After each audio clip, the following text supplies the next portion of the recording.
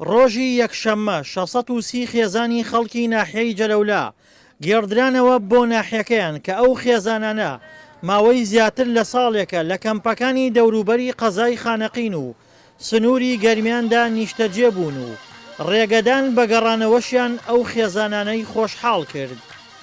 ڕۆژێکی جەژنە بۆ ئێمە کە گەڕاینەوە بۆ شاری گوڵاڵە و زۆر سپاسی پێشمەرگاکەین.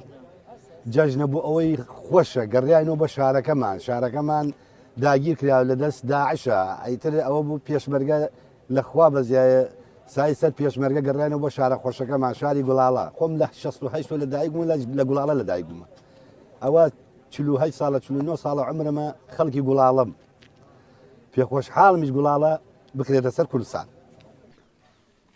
ئەو خێزانانەی گەڕانەوە بۆ جەلەولا لە کورد و عەرەب و تورکمان پێک هاتبوون و گەڕانەوەشیان لە کاتێکدایە ناحیەکەیان هیچ خزمەتگوزاریەکی تێدا نییە، بەڵام لەگەڵ ئەوەشدا ئاسوودەن.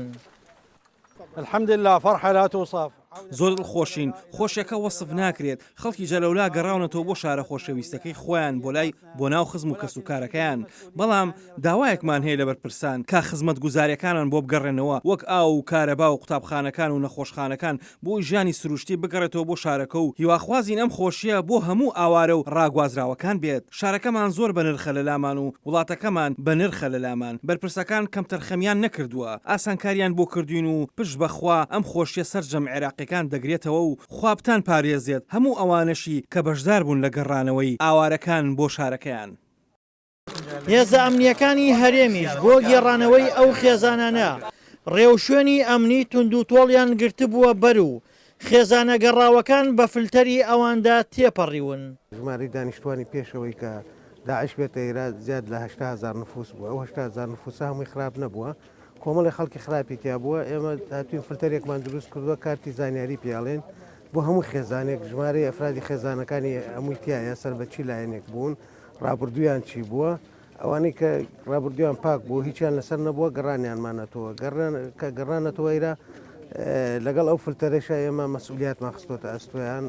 هەمویان ساڵونیەک ئاوارە بوون، هەرچەنە ئەم وڵاتە وڵاتی خۆیانە لە خانەخین و کەلار بوو ڕێزیان لێگیراوە حرمەتیان گیراوە، بەڵام خەڵک هەڵکەندێ لە شوێن و ڕێگەی خۆی زەحمەتە و ئەوانش ئەو ساڵونیوە مەعاناتیان کێشاوە هاتوونەتەوە. ئێستا ئیمڕۆ هەموو بینیتانە بەزەوە خوشەوقێکی ترەوە دێنەوە و خەڵک زۆر هاوکارمانە بۆ پاراستنی ئەمنێتی خۆی و چەمە ناکەین بە هەمومان بتوانین ئەمنێتی جەلەولا پارێزین و ئەو جارە ئەو دەسەی کە پێشتر ئەو وەزعی لێ تێکدان جارێکی تر نێڵین بێتەوە ئێرە.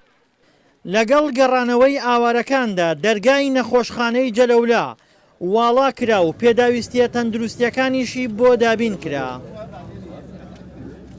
نەخۆشخانەی جەلەولا ئامادەیە بە تایبەتی ساتە یعنی خزمەتێکی ئەو ئەوارانە بکە کە گەڕانەوە بۆ شاری جەلەولا. تقریبا عادەت کارمەندانمان تقریبا 90 کارمەندمان هەیە.